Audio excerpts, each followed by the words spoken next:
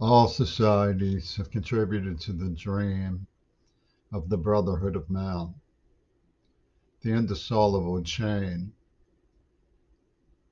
the great chain of being. The fact that we have differences is what makes life exciting, allows us to diversify, variegate. It's like locating new species in botany. Some species are so closely related to one another that it's only by very careful study of the characteristics of specific specimens that botanists learn to identify that they're dealing with two separate species rather than just one. I don't have any particular audience in mind.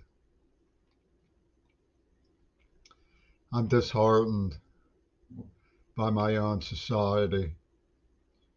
And as was said of Lao Tzu, sick at heart with the ways of men.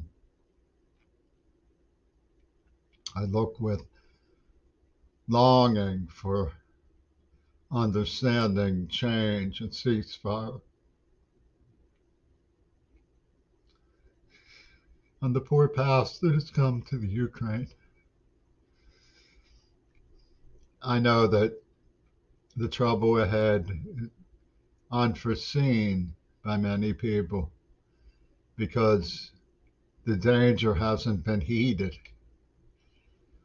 I know what sort of things stand in the way of enlightenment about ecology and concerns for the education, welfare, and safety of people who are very, very poor. I have had the occasion to encounter the mighty, spoken with them, learned from them. But I have also struggled for recognition in coffee houses. The school of public life, it is called.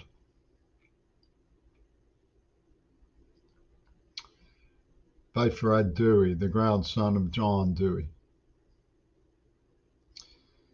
It can be difficult to convince a rival that you're entitled to the attention that they are. When power and tradition, hardware, vested interests, and long-term investment from struggles past is asked to open up a little and hear someone else's tale, it can be met with total resistance.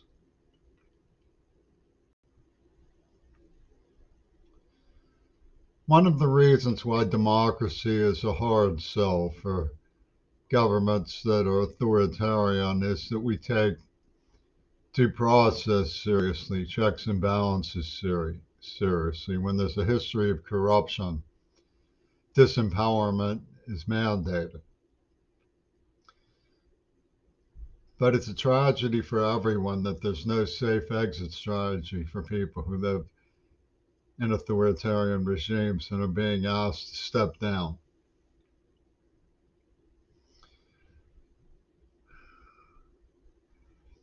It's not possible to solve every problem that's caused by disputes and conflicts caused by personality clashes, but it is possible to keep things from becoming too personal.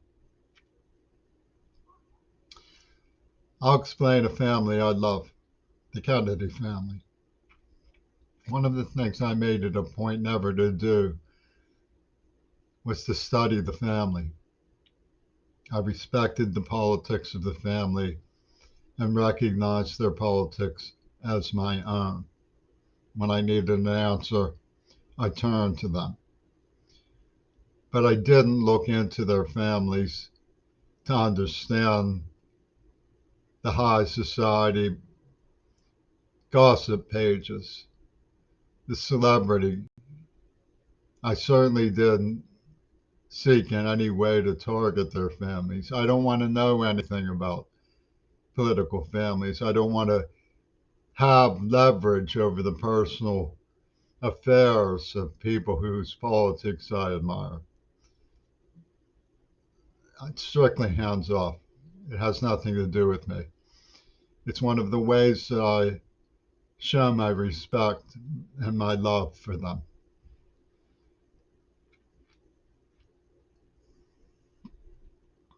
And I believe that most people feel that way, even though those gossip books are very, very popular. It's just because people like to read and they exist.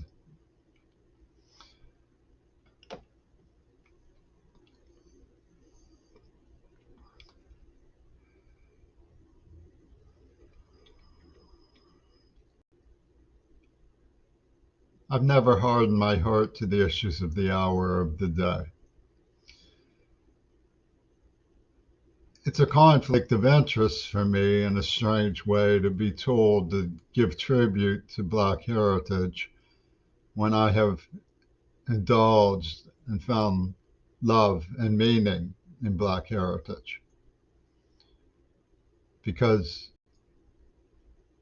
the tribute is in recognitions that are completely unspoken. When it comes to the person I love most, what would be the point of saying I love you? And where in everything I do.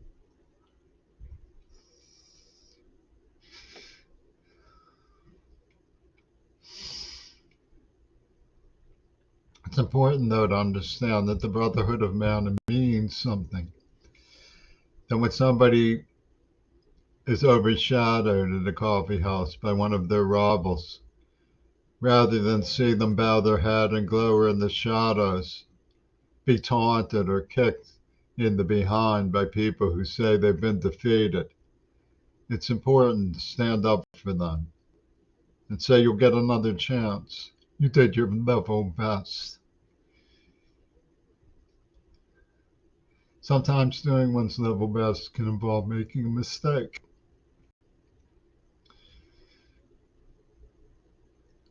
It's important that we understand each other. And it's important that the channels are open to what is necessary to understand most, which is our health, our welfare, and our safety. This crosses all borders. This crosses all nationalities. This crosses all age groups. I know that there's some people who are young who feel that the older generation let them down. I'm one of them, and I'm an old man now, too. I know that there are people who are old who feel that they will let down the younger generation if they don't do something drastic.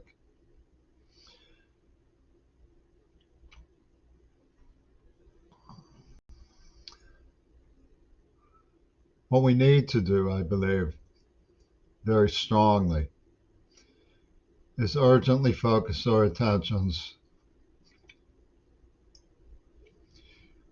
on progress in mitigation, adaptation, and reform of our ideas of loss and damage. I believe that we can appreciate each other's cultures. When we look at Russia, we're talking about a country full of people, diverse, fascinating, and beautiful people, with much to contribute yet and who have always contributed. Speaking out for them at a time like this may seem contradictory to the aims of our policy. I'd like to qualify what I say. I do think it's time to cease fire. I think that if we're dealing with a war that's not going to be resolved without coming to grips with the powers that exist to make sure that conflict is not, if necessary, is provided because there's no way out. We have to resolve this.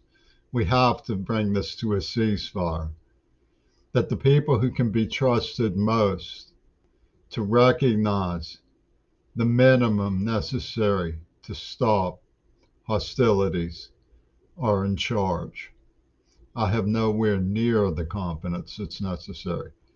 I have nowhere near the strategic know how, the investment in study, and the understanding of authority that Joe Biden does. And I wouldn't in any way try to give anyone the impression that I do.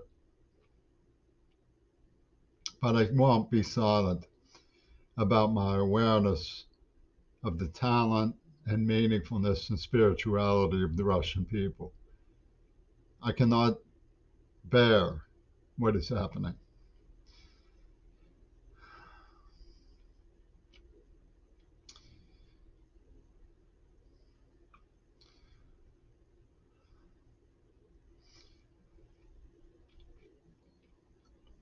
Each of the people who are at risk are faced with being told they have crossed the line no matter what they do. So we need to tread easily at the lines we cross in an effort to make it less frightening for the person who feels that we have trespassed against them. We need to ease off the hardware. We need to cease fire. And we need to show the strength of our character by investing in compromise that can be trusted. Some people say that the invasion of the Ukraine is a time to stop, bringing to the table that NATO played a role in this by failure to celebrate glasnost and perestroika.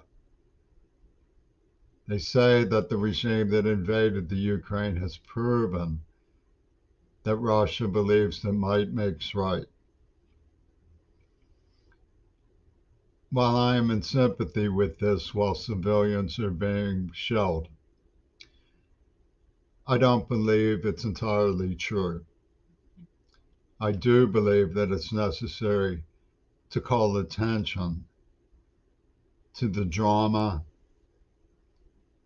that the Ukraine has been for the Russia people in eras past and question NATO's lack of sensibility regarding what a breathtaking reform was offered by Gorbachev and to a lesser extent also Yeltsin. Khrushchev deserves some of our praise.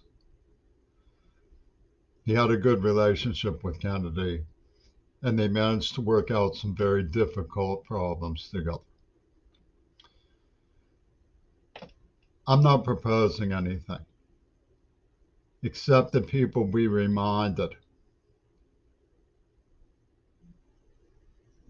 that nothing yet to come necessarily has to. We're still able to make decisions. We're still able to make compromises. We're not at the mercy of fate. I hope you see my point, and I know that for some people I'm crossing a line. All I want to do is remind my peers to be interested in the topics. I'm a library clerk. What that means is if there's a research question, I have to refer you to a librarian. It's nobody's business to turn my opinion into an authority. All I have are my opinions. But as a library clerk, I've learned something from working with librarians over and over again. I've seen that every question has a thrill of victory and an agony of defeat. The question, is there a way to Vladimir Putin's heart, in the hopes of the Ukraine to find a compromise which is stable and a ceasefire that can be trusted? It's not a question I can answer. It's only a question I bid you to ask.